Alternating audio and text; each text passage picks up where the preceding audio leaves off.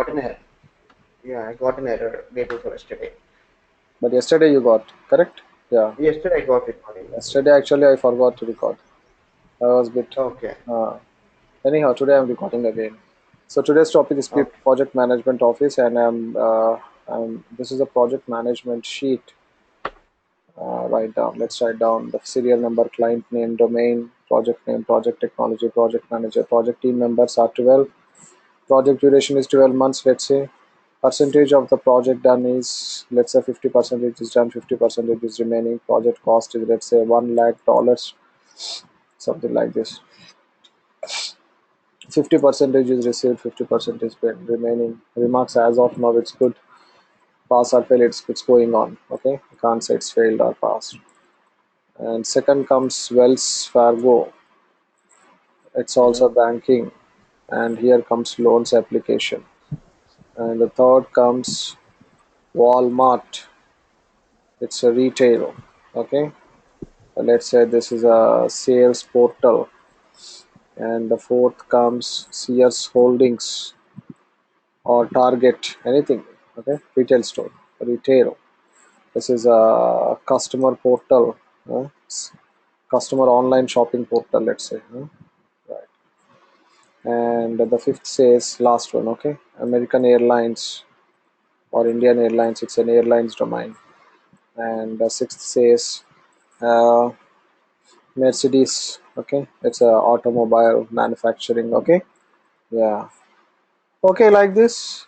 Let's say IBM have maybe 500 clients or 1000 clients. Let's assume in this case there are 100 projects going on. Okay, and when I say 100 projects, every individual project, like, see, the first one, if you see online banking application, we are designing it for Bank of America. So Bank of America may hand over many projects, not only one, right? Let's say Bank of America have 10 projects, hand over it to IBM. So each project is assigned to one particular project manager, correct? So Mr. John is responsible for this online banking application. That means Mr. John is responsible for this particular project. He interacted with the product owner or the SME or whomever it is related to that. And the Smith is the one who may communicate with another project of Bank of America, right? So okay, so in that case, at the same time, here we have many clients, as Fargo, Walmart, Target, so on, different industries, different domains, different projects. Every project is taken care by individual manager. But who will take care of all these projects? Project management office. Who will take care of all these managers? Who will assign all these projects to managers? And who is the one who take care of deliverables, money, time, and all this? See, as a manager, you individually you take care of your particular project, right? As an individual manager, individual project, you take care of money and cost. But what about all the projects? And if client is not delivering the right on time, on time they are not delivering the right amount, or on time you people are not delivering the right product. So if client has any issues, so with whom they have to discuss? I mean, as client has an issue with me directly as a manager, with whom the client will complain. So there must be a project management office. This is like a prime minister office, you can say, like under prime minister office, so many states, correct, under states, again districts, like that. So over whole and soul, I can say, like, the one and only, the ultimate decision maker, one and only, the ultimate person who take care of cost, deliverables, project assigning, and everything. Let's say you joined in a project, okay, so who will assign you a project? From high level, PMO is the one. As a manager, who will assign me a project? PMO. Okay, PMO assigns me a project, like that. These people will take care of so many things. Internal shuffling the team, like recruiting, everything will be high level taken care by these people. Like now, I want a Java person immediately. Let's say I'm working in a target retail industry. I want a Java person, so I'll go and communicate with the PMO. PMO will find out the right person who relates to this technology or domain, or you know. So like this, internal shufflings, internal decision making, promotions, everything depends on this PMO. Understand? So in real time, what happens? I'll tell you. Every project manager will interact with their client related to that project, okay, and they take care of the deliverables, okay, of the money, or of the whatever the deliverable it is about money, or it is about the work, or whatever it is. These all projects are connected to server, correct? If someone asks you what is your server name, what you will tell? What is your server, Deepak? You worked in the company, right? So which server you use it there? I don't know. Citrix, I guess. Exactly, Citrix. Most of the time they use Citrix. There are so many servers, but Citrix is the most common. 99 percentage of the companies follow this, and there are so many others like third-party servers. Okay. Anyhow, so What these all projects what are is a connected. server? I'll tell you what is the server later. Okay. Okay. That's a good question. Okay, so what happens is these all combined together. They are connected to a server. Server will be in an organization. Every organization will have a server. Okay, so all the projects with whatever is going on, all the data, all the information is loaded in that, is stored in that server. Okay, right. Okay, now what happens is this PMO will get all this information on this sheet. This will be an automated sheet. Automated in the sense they use some tools. Okay, depending upon the company, they use some tools. Like there are some tools like Pmo there are so many. Like basically we follow Excel sheets only, and in some companies they follow different PMO tools. What happens is automatically when a manager, let's say a small example, Mr. John is working on a project and the 60% of the product is done. Okay, immediately the 60% will be uploaded in this sheet. How? Automatically, I said automatically it is uploaded in the sheet. Means manually he won't enter. Manually the John he won't go to this page and he enter it automatically. There will be a tool where this project managers will follow. They just edit it like Microsoft Project, and some tools are there where they edit the data. Automatically the data will be changed here. Okay, understand what I'm saying? Because there will be number of projects, right? Not 10 or 20, hundreds of projects going on. So the PMO will see the sheet. Okay, this much of percentage of project is done, this much is remaining, whatever it is. And according to that, they take care of the things. Okay, understand? Suppose if Okay. you want any on-site opportunities or any project needs some people, recruitment, everything is taken care by PMO high level. Yes. Hmm. Want to say something? Yeah. Who will give these remarks like good or whatever?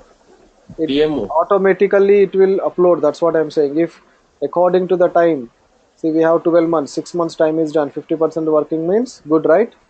Okay. Automatically. Mm-hmm. That's what I'm saying. We follow some tools. Mm-hmm. Hmm. Mm-hmm. Okay. Hmm. Because I work in a product based company, right? So we don't have many projects like hundreds of projects. Of course, we'll have almost like 150 projects going on, but not like a service company, right? If it is an IBM may have so many thousand projects going on, or 5,000 projects going on, or 10,000 clients will be there. But when it comes to a product based company like Bank of America, or Wells Fargo, or Walmart, they develop their own applications, correct? So you don't find many. So we will directly upload in the sheet. But I'm not saying that that is the right procedure. Different companies will follow different procedures, but no issues. The same story. It looks the same.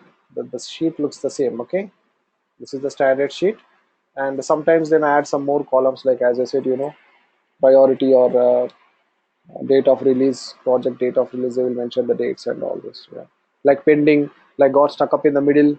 Understand? Remarks because of some technical issues or something got stuck up in the middle because of manpower. So some other issues they will write down. Okay, anyhow, now look at this. Uh, so here PMO will assign domain related projects to program manager. The second fellow is program manager here. Second layer is program manager. Program manager handles multiple projects. That means multiple projects related to domains. Like let's say there are two banking projects, right? So these two projects are given to this program manager. Let's say if there are 20 banking projects, banking in the sense that can be related to banking domain. There can be online banking, credit cards, loans, retail banking, consumer banking, blah blah banking, anything, right? And the uh, next program manager will get a retail. So let's say retail, there are 10 projects going on. Okay, so like this. Now this program manager will assign individual projects to uh, um, program project manager. So every project manager will get an individual project, like Bank of America banking project, online banking given to Sriram. Okay, Wells Fargo loans application is given to Deepak like that. The third sales portal is given to Shobit like that. Different managers will get different. Got my point? Understand? So Yes. you will get an opportunity to see this sheet. I mean, they don't mention the cost here, but the duration and the project details they will send you. Who will send you? The PMO will send it to you. To business analyst, I'm saying, not project manager. Of course, project manager you can see the cost, but sometimes if you're a junior BA or a BA, they don't want to expose, they don't want to show you the cost and all this. They will skip those things and they will show you the because you have to come to know that okay, these many projects are going on, these many teams are there, this much of technology is going on, correct? So you must have an idea as a BA and a manager, mostly manager only, because it's refers to manager only. Okay, not other people, not other people. You don't find, they don't send it to programmers or designers and all this. Right. Next, this is an example in IBM. It's an IT service company. What happens if it is a Bank of America or a Wells Fargo or a Walmart, like it's a product based company? It's, let's say it's a Bank of America. What happens? Do you think you need to write a client name? No, because you're developing your own applications, right? Cut down this, remove this. Do you think you need to write down domain name? No, because it's a banking domain, correct? Only one domain you're working. You're not working on many domains. So just remove this. Again, inside banking, you have many different options, but that's a different story. So you will write down the serial number, project name, project technology, and all will be the same. Just I will cut down this.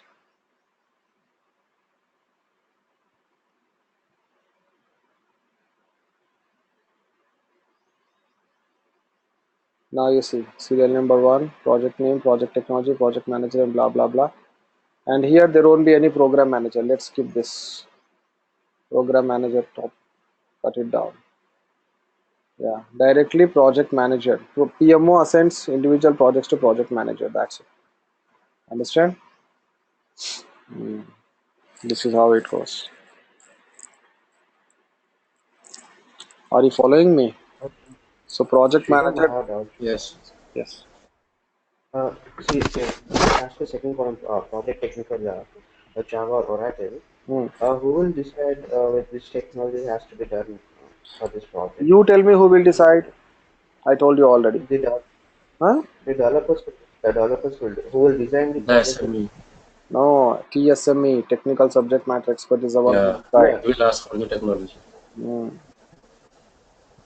no. What I mean is even the business analyst should have knowledge about this, basic knowledge about this technology. No, Without having basic knowledge, how can you go further? no. That is it. Why business analysts bother about technology? Business analysts bother about functionality. That's it. See, Deepak, you are looking for a ATM machine, correct? You are. Yeah. I'm your client. I am looking for a ATM machine. I'll give you a simple example. Yeah, we'll go with the same example, ATM machine. So I'll come to you and I'll ask you to design an ATM machine. You, as a business analyst, you gather the requirements, you hand over it to your project manager and technical team. Now, what matters? The technical team use Java or .NET or SAP ABAP. You don't bother about it because they use different technologies based on the requirement, based on the client, and they will design it, correct? And at the end of the day, you will see that Yes. whether this ATM machine is doing this work or not. That's it. You explain I do functionality. understand, Sridhar. You explain functionality. That's it. Yeah, I do understand. The only thing I was confused because I've attended one of the Skype interview with one of the company. Hmm. So he asked question. He asked me asked so many questions pertaining to the technology. Do you have knowledge in Oracle, SQL, Java? Which technology you have knowledge while designing the project? So these kind of questions he asked me. Technological questions So he asked me you more. have attended business systems analyst role. So that's the reason they have Okay. asked you that. And database questions they will ask you. It's common. Forget about No, the database is fine, but they're asking, they said that you don't have a technological knowledge, technology no, no, terminologies, neither the knowledge of technology. no, That was a feedback I have received. So I was worried about it, in fact. no. And I will tell you something here. See, when you are showing that you have 7 years or 5 years of experience, a simple logic. So Hmm. let's say you worked in a project for you're working on projects. Sorry, 5 years on a project, and the technologies, of course. Every day 8 hours you sit with a team, correct? Every day 8 hours you'll sit Okay. with your team. So let's say your technology, the whole year, let's say the 1 year project is Java, you will have a minimum idea, right? Yeah. Yes or no? You will have a minimum idea, at least if you will tell what is Java and all this. If someone asks you what is ETL, you will tell what is ETL, because every day 8 hours you involve with the team, and how can you say that I don't know about it? That is what they are expecting. So at that situation, you have to say that I didn't get much opportunity to work with the technical team. Okay, so I'm Okay. only a functional guy. So I was interacting with the testing team and the designing team. I did not get an opportunity to work with the technical team. That is how I have no idea about the technology. Or else you can say Okay. the technology is outsourced to some company. Let's say now we are working in Wells Okay. Fargo. The technology, the Java job is given to TCS. So those people Okay. were used to work from their company. So I never get an opportunity to talk with them. I used to talk with the lead of the technical lead, or a designing lead, where to explain my requirements. That's it. I never get an opportunity. This is how you have to give Okay. a clever answer instead of saying no. I don't know what is that. Okay. Okay. If you give me an Okay. opportunity, sure I will work on the technology. I'm open. I'm open to learn anything. That's why I came into this IT Okay. industry. Okay, as an IT person, I want to Okay. learn. I want to work in every area. You give me an opportunity, sure I will prove myself in any Yeah. area, not only business analysis, along with the technology or whatever it is, database. But I didn't get an Yeah. opportunity there. That's it. That is not your mistake, right? You have to Yeah. say in this way instead of saying no. Okay. I don't know why you are asking me. I'm not a Java guy. Some people say like that, right? Ah, I was worried about that thing actually, the Chinese technology thing. So I was Java is a skeptical about programming it. language. Java is a programming language. That's common. Okay. So you should have a minimum idea what are the programming languages like C++, PHP. No, those I have. If you ask anything after that. What did you say at that time? The question was very simple. Which technology worked? Correct? He asked you on which technology worked. Yeah, I told them that we used to work in .NET. Hmm. So .NET the application was built. Hmm. So he asked me, do you have a .NET knowledge? Hmm. I said no. Hmm. So if you don't have knowledge, how did you support the team? He asked me. Hmm. So I couldn't answer it. Then you would have say that, see, I never interact with the technical team. I used to interact with the designing team. So the design, I have handed over the designing to designers, and those people have interacted with the technical team, and they have written the code. That's it. Okay. Okay. Because in real time also, no business analyst will go and discuss with a technical person. Understand? Second. Yeah. Seriously, I'm saying no one will. Why? Because the environment is different. No one will give you an opportunity to see what is happening in the another environment. Okay. Do you Yeah. think do you think a Yes. Yes. programmer will come to you? So I'll ask you one question. So let's say it is a Java interview. A small example.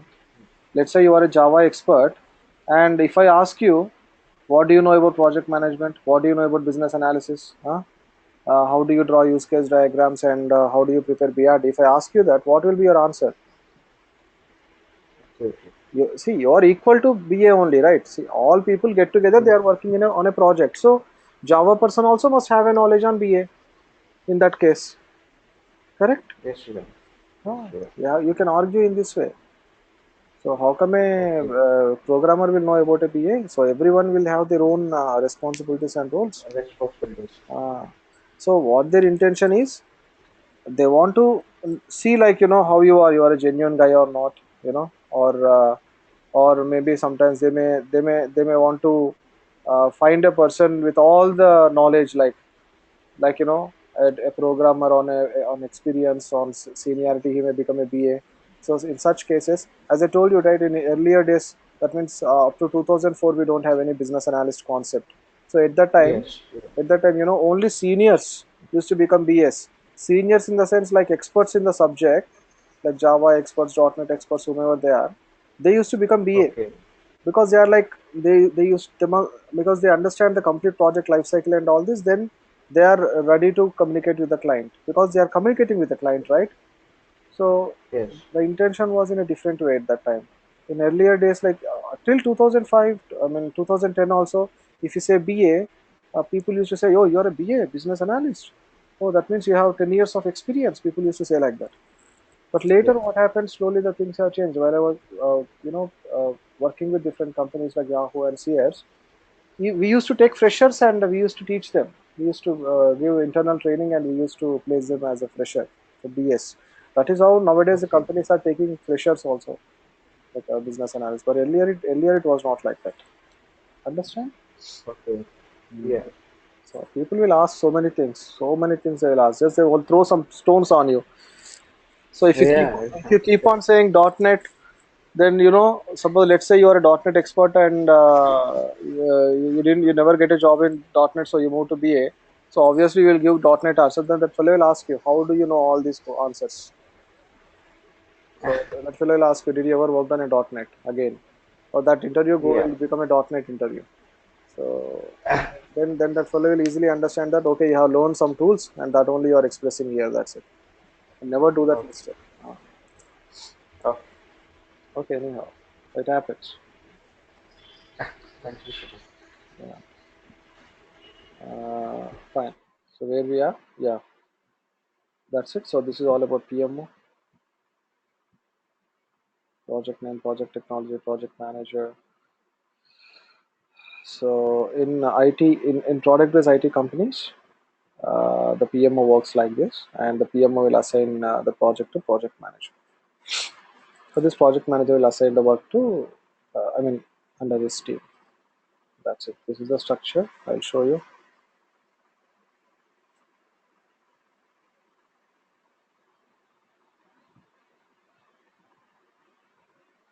It's the structure you can see. Project management office. Under PMO office, you have program manager and project manager. Program manager handles multiple projects. Project manager handles single or more projects. Under project manager, you have these people: business analyst, technical lead, test lead. Under them, you have this intermediate or junior BA, designers, programmers, developers, testers.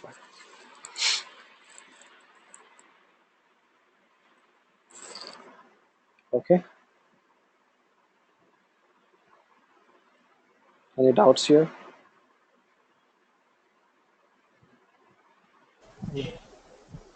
Hmm?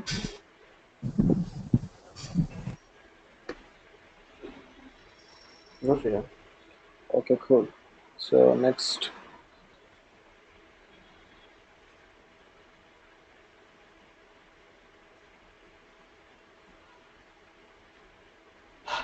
yeah. So let's go with testing.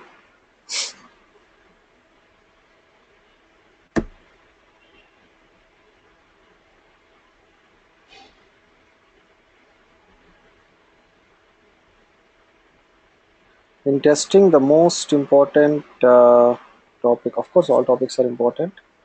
Test case template. So let's write down use case template first. Uh, Use case template will have use case ID, use case name, use case description, and next comes requirement template. Requirement template will have requirement ID, requirement name, requirement description, and test case template. Test case template will have test case ID, test case name, test case description, input specification, expected result, actual result, test pass or fail. Okay, so here are three separate templates. Let's say the use case ID is one and the name is Gmail. Let's say the project name is Gmail here, that's why I mentioned it's a use case. And use case description is it's an email, blah blah.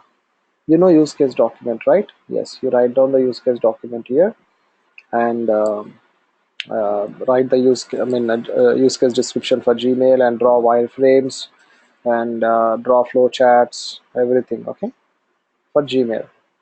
Along with that, you have to prepare one requirement template. Okay, so here comes the requirement template. Let's say the first requirement is 1.0. Requirement name is create registration page, and the description is create registration page consists of First name, last name, username, password, sign in, and etc. Okay, got my point. And second requirement says create login page according to the priority. Okay, login page, like create login page will have username, password, and sign in button. Like this, you just keep on writing requirements, 100 requirements or 500 requirements. Write down according to the priority, write down all the requirements. So for this Gmail, already you have written use case document, use case diagram, alternative flows, everything is done. And for that project, you have written a requirement template, it's a separate one. And are you following me? And here you are writing a test case template now.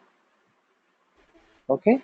So business analyst is the one who write this requirement template and hand over to developers. Now what developers will do? They will look into this requirement template and design the requirements, correct? One by one. After designing, next comes testing, right? I mean to say after developing, testing. So then now the testers who will write test case template means business analyst only. Why? You will understand now. Let's say the test case ID is 0.1. Test case name is test. Registration page. Description is test. First name, last name, username, password, sign in, blah blah. And input specification means what data should be given here. That means in the first name you have to give character data, in the last name you have to give character data, in the username you have to give character data, in the password you have to give number data. Okay, like this, understand? And the expected result, business analyst says that to tester, business analyst will tell to a tester that if you test this by entering this character data and numeric data, the result will be registered. That's it. That's it. Up to here BA will write down. And BA will leave this actual result and pass or fail left to tester. Following me what I'm saying? Yes, Hello? Sriram. Yes, Sriram. Huh. So why Yes. business analyst have to write down this test case template? Because business analyst is the one who knows the input specification, who knows the expected result, correct? Because business analyst is the one who knows the requirement very well. That's why it's very simple. Business analyst is writing a requirement saying that, hey, create this requirement, and at the same time, business analyst is telling to tester that test this, but you have to test it by giving this data only. Then only it will. Yeah. A character means anything like Sriram, Deepak, Shobit, whatever it is, A, B, C, D, anything. And the password is also like 1, 2, 3, 4. Numeric means only 1, 2, 3, 4, 5, 6, 7, 8, like up to 8 number or something. Okay, so that fellow tester can give anything, like he may enter Sriram, he may enter Shobit, whatever it is. Okay, but now what tester will do? Tester will look into this test case template, understand the input specification, and enter all the details and click on register button. Unfortunately, what happened? He got an error. That means the requirement has not designed properly. Correct? Otherwise, it would have registered, right? But actual result, what happened? It got error. Now tester will see this expected result and actual result. Both are same, pass. Both are not same, fail. That's it. Understand? Yes. Are you following me? Yes, Sriram. Yes. Yeah. Yeah, I will tell you that, I'll give you a cell phone and say that if you click on, select my name, select Sriram and give me a click on call button, it has to connect to Sriram. But unfortunately, what happened when you clicked on it is connected to Srinivas. That means it's failed. So that's simple. Now, do you think this is the tester job? No. Tester job starts here. Tester job starts from actual result and test pass or fail from here. Now, tester job is to write down n number of test cases and make sure that this requirement is allowing only numeric and character data, nothing more than that. I mean to say, tester job is to test this requirement in all possible areas, in all possible ways. That means tester will enter number data, numeric data, character data, I mean special characters, one time small letter, one time big letter, uh, you know, different options, like in the first name he enter 1, 2, 3, 4, in the password he enters Sriram. So in this way, there must be one test case for one requirement, and there can be n number of test cases for one requirement. That is what is tester do. Are you following me? Now let's see here. Yes. Tester will write like this 0.2. This is tester job now. Test registration page. Same. Test first name, last name. Here tester wantedly he will enter first name as combination of numeric and character. Okay. And remaining everything will be same. Expected result should give an error. But actually what happened? It allowed. It registered. That means it's failed. Correct? When you give a wrong data, the expected result is error. You should give an error. That's what tester says. But when the tester tests it, it is giving a, it is registering. Means it's failed. That means the person, the developer has not designed it properly. In the same way, the third one, the fourth one, the fifth one, like this, 0.5, 0.6, that can be n number of 100,000. That can be n number of possible areas. This fellow. That is where the tester job starts. Now here he entered wantedly first name as numeric, and next he entered first name as special character, correct? And the third he entered first name as something blah blah. Okay, so like this. Not only first name, anything like each and every requirement, username, password, everything, right? Until unless he gets the pass. I mean, requirement only it should allow only this input specification, only first name as character and password as well. Then all it's pass. Otherwise, it's keep on testing. All n number of ways. Understand? Second requirement. So the second requirement says create login page. So let's write down here 0.6. I'm continuing the same page. Test. Now business analyst will write down like test login page. Test login page consists of username, password, and sign in. Now input specification is username. What must be the username? You tell me. The registered one, right? Exactly. Yes, Sriram. Registered one. Only data which is registered, that only it should allow. Now what I will do, I have registered with the name of Sriram, and wantedly I will go to login page and enter Shobit and say that, or Deepak can say that no, the requirement says it is to allow only character data. I have given the right data. What it is not logging in means no. If you register that, that only it should allow here. Correct? So now write down registered data. Whatever you have registered, you enter that. And expected result, it should log in. Unfortunately, it failed. It's failed again. Whatever it is, it's pass or fail. See, either if it is pass also. So how come you say that this is the right requirement? Because you may, if you give the wrong requirement also, it may take, correct? If you enter a unregistered data also, it may take, correct? So Yeah, yeah. that's why you have to check again and again and again. This is what the tester does. This is how the real test case template looks like. Okay, whatever I'm explaining you, all real-time documents only. So tomorrow you will find the same templates, maybe in different, maybe in a PDF or maybe in a Word document, but the story is same, like test case ID, test case name, test case description, input specification. Maybe they may add one or two more options like priority of the test case or release date of the test case. Got it? I mean, when you are expecting to release this, something like that they may add timings and all this. That's it. So the real data. Understand? Now, my question is, I have a doubt here. See, as I said, these are three separate templates, right? So let's say the requirements are 1,000 and the test cases are 10,000, of course, right? Let's say 10,000. Now I want to know 0.9 test case belongs to which requirement. How will I know that?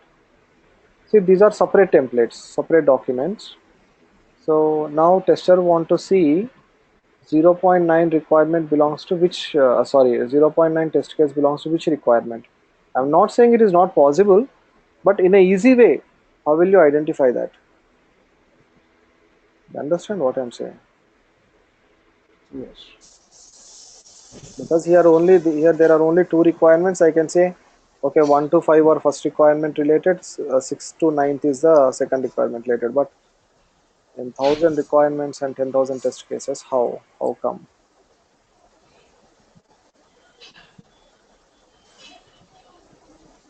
So there comes the requirement traceability matrix topic. Okay, so till now what we discussed is all about test case Test template, cases. And now we will talk about RTM, requirement traceability matrix. The name itself says traceability. You trace them and put under one roof. It's very simple. Copy like this. Copy the whole thing. Copy it. Oh, I'm sorry. Just copy it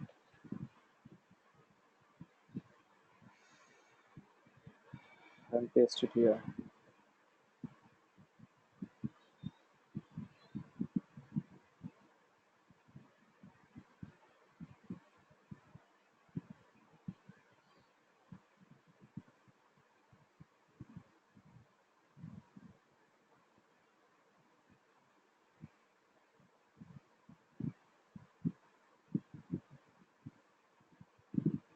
Mhm. Right?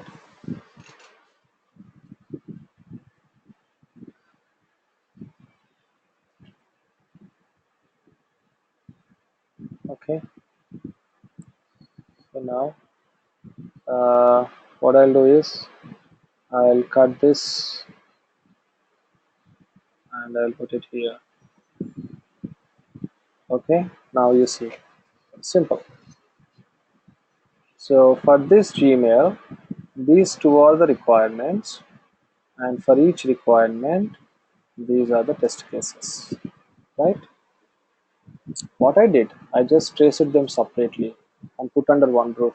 In the above diagram here, I said these are three separate templates. Now I put them all under one roof and make it in a one sheet. And if tester want, he can add. He can keep on adding here. 0.5.1, 5.2, 0.5.3 like this. How many test cases he want, he keep on adding here, but he won't disturb the second one. Understand? And the second requirement 0.9.1, 9.2 like that. Understand? So it goes in that way. It will be very clear now. It's clear or not? Now easily I can, if I ask you 0.5 belongs to which requirement, test case belongs to which requirement, yeah, by looking into this you will come to know, okay, see, 0.5 is it belongs to first requirement. This is an easy way of understanding and this is what happens in real time. But there is some other way also that they will teach you if you attend any requirement traceability matrix or testing training. Okay, I will show you that video now. Okay, that will be a little bit confusion, but don't worry because you have understand this, right? That you will easily understand it. No issue. Just a second.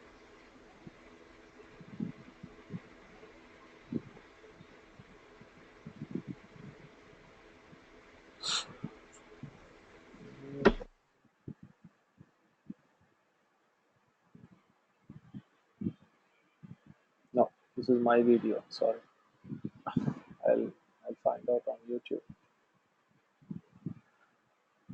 I'll show you. Just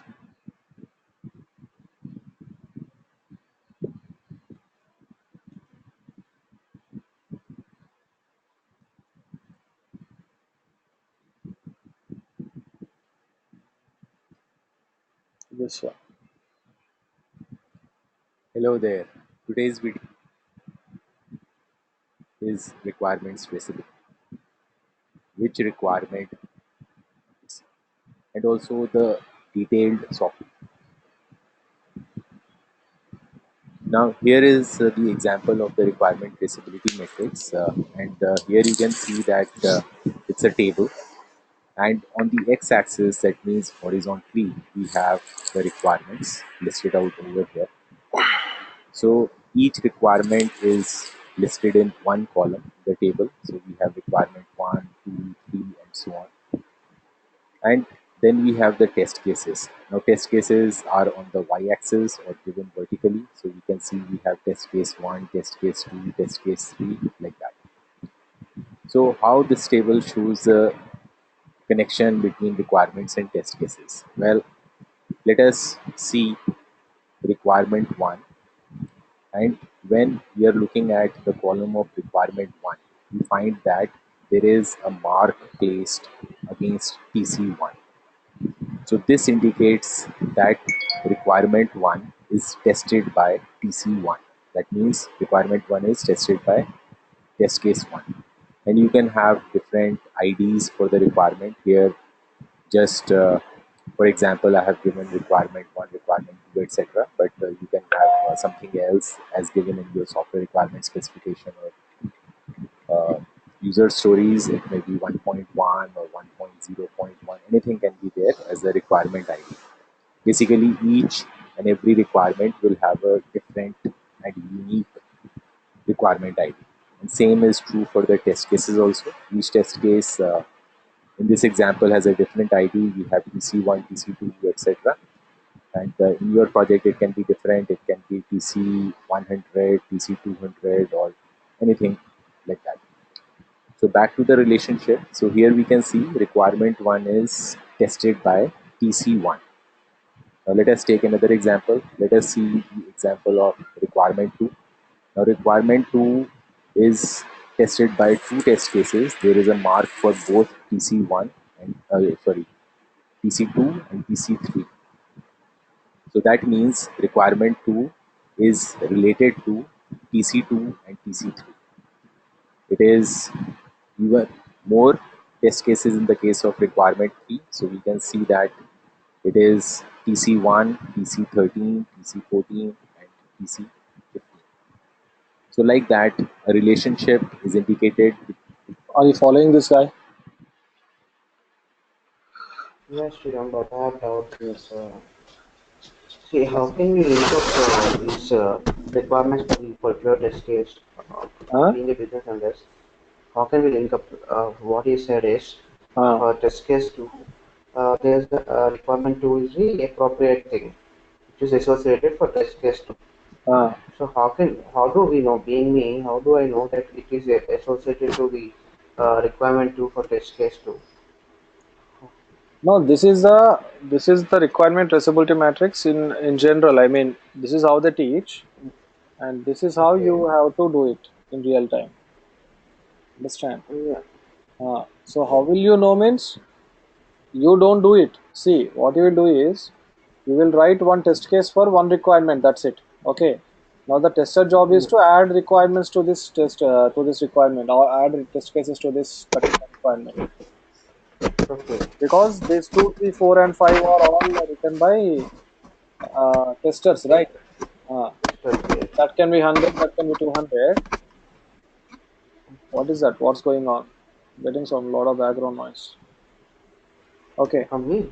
Oh no, I think Shobit is doing something on desktop. No. I am on mute. Okay, okay. Someone like something is going on, writing or something. Okay.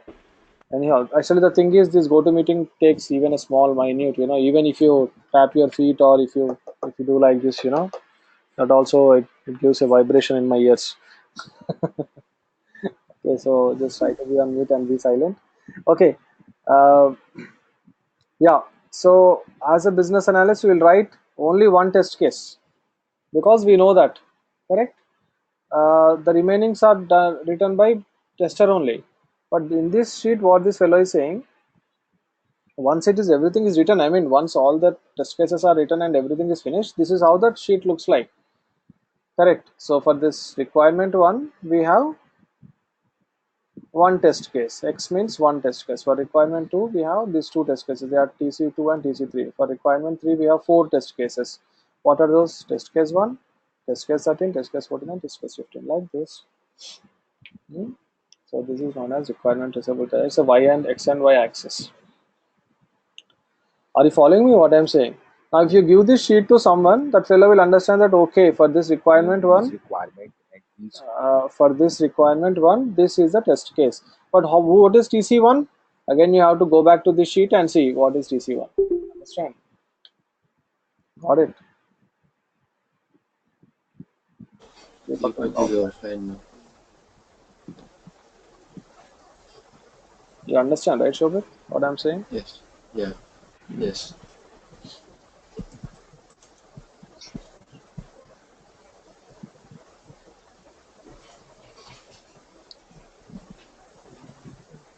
Let him join.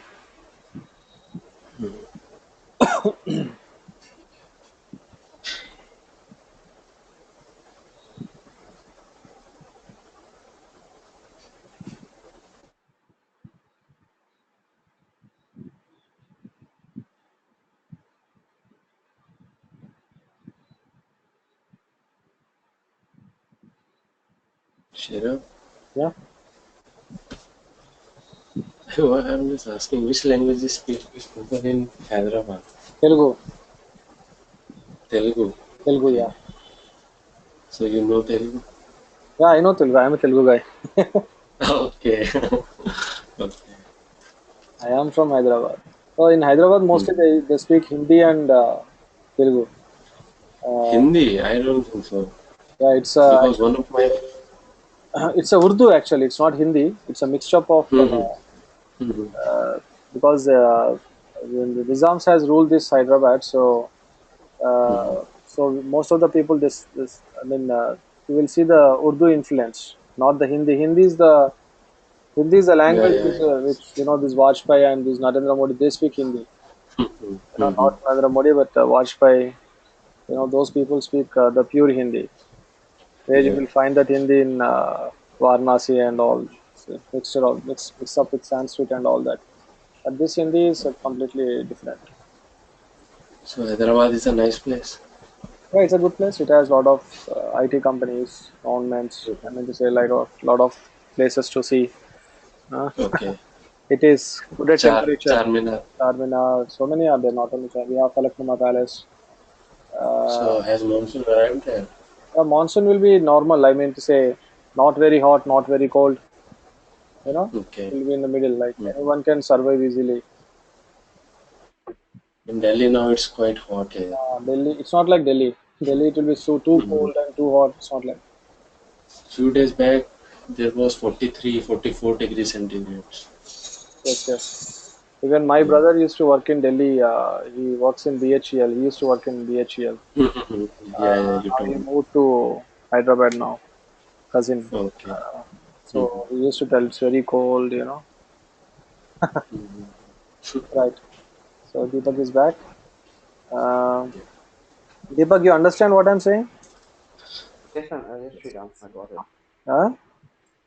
Yeah, I got it, Sriram. You got it right. So this is the real picture, but no one will tell you in this way. They always talk about this x and y axis. Bit confusion. Like you got a doubt, like how I know means because there is no requirement to say you're saying one, two, three. That's it. So there is no. It doesn't make any sense when you say TC1, TC2. What is the TC1, TC2? You have to come up with some example, right? So this is how it looks like. Why I have shown you because tomorrow if someone asks you, what is RTM, or you may come across such things, so you'll be a bit confused and surprised. What is this? Correct? Exactly. Okay. So we are tracing them and putting under one roof. We call it as requirement traceability matrix. And here are three templates. That's cool. And the next one, we'll go with bug life cycle. We are in the testing topic now.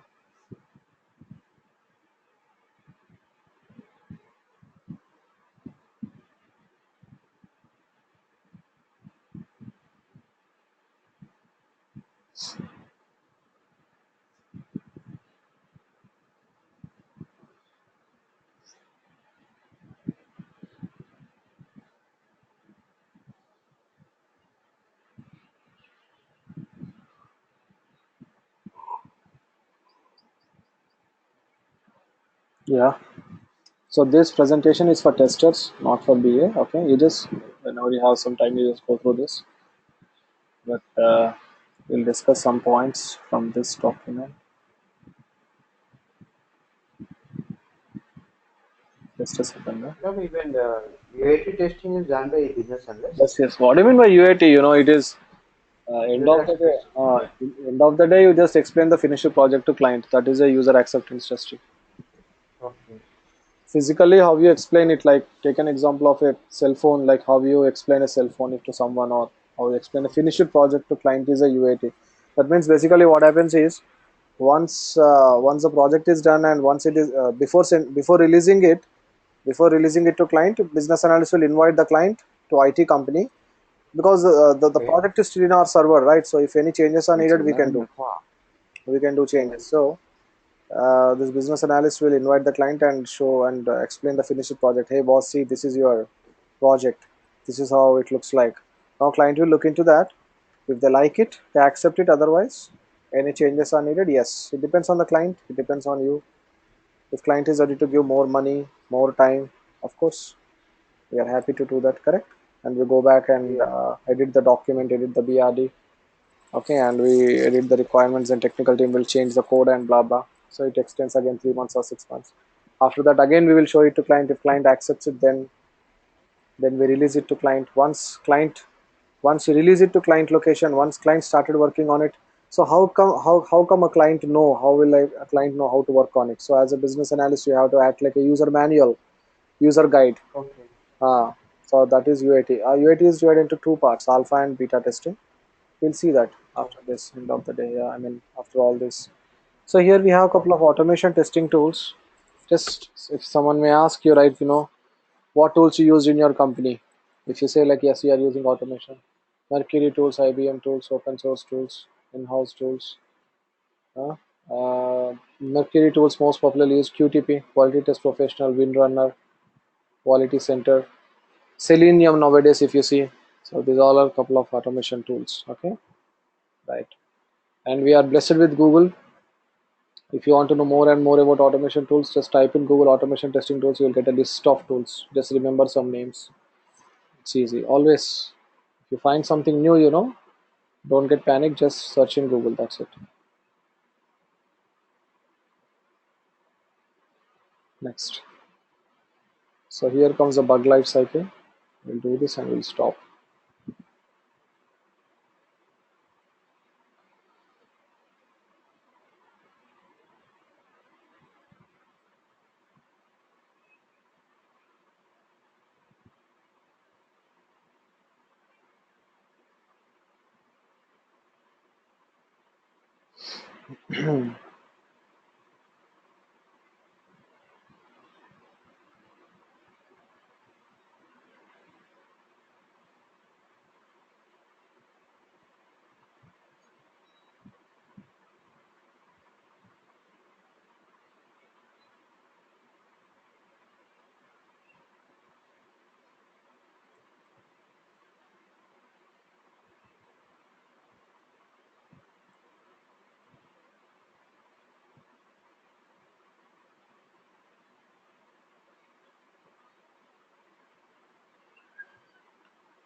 Yeah. So here comes bug life cycle.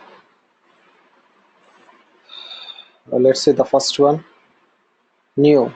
When the bug is posted for the first time, its state will be new. This means the bug is not yet approved. Who will post this bug? A tester. How this tester will come to know that there is a bug?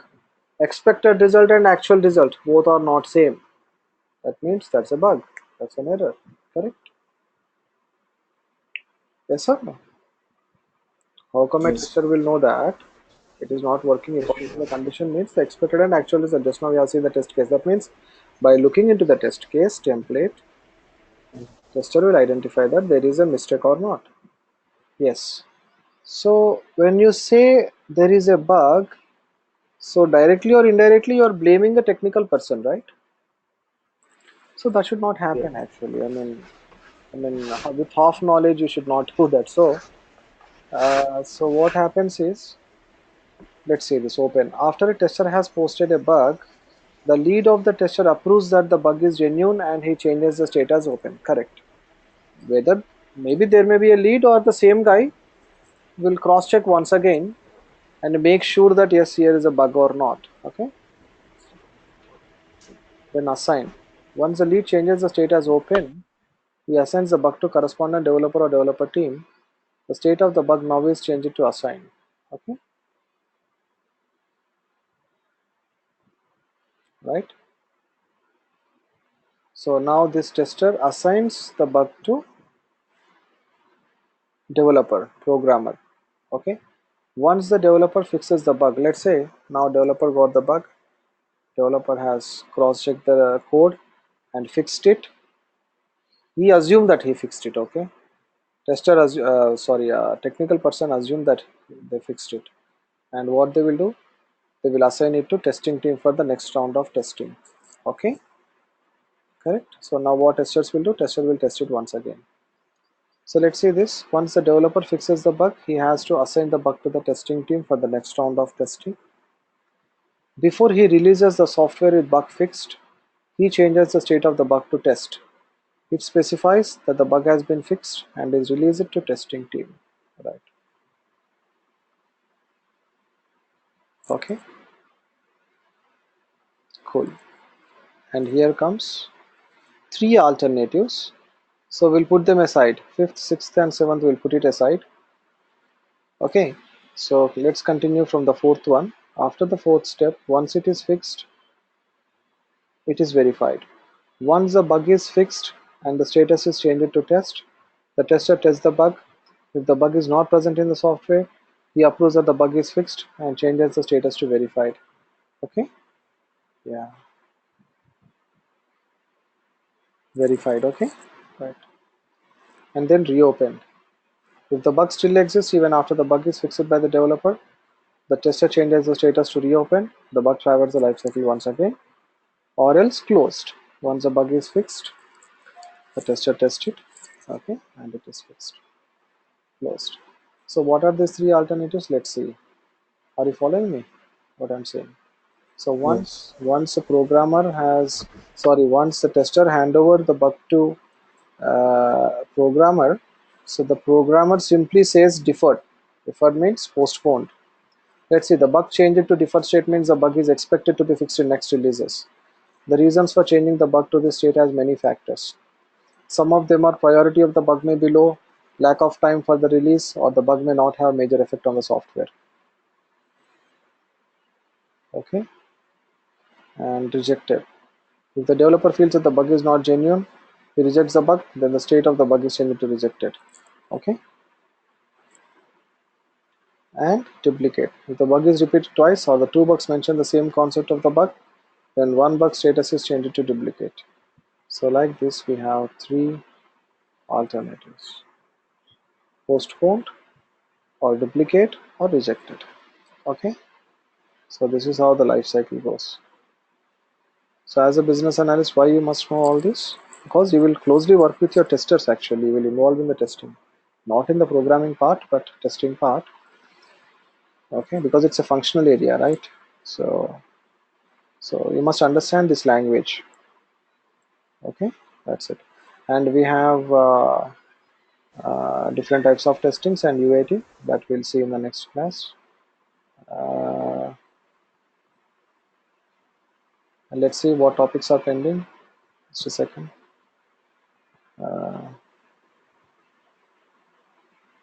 So we will do this testing, and projects are there. There are 4 projects to discuss: Whirlpool, Hospital Management System, Sears Holdings, and First American. That's it. If you want to know something about SQL also, I will teach you business intelligence and all this. We'll do it later at the end of the session. Yes, sure. Anything is there, we'll see.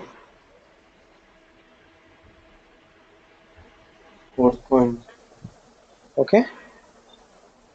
Yeah. Okay then. Bye bye. Take care. See you tomorrow. Yes, sure. Yes.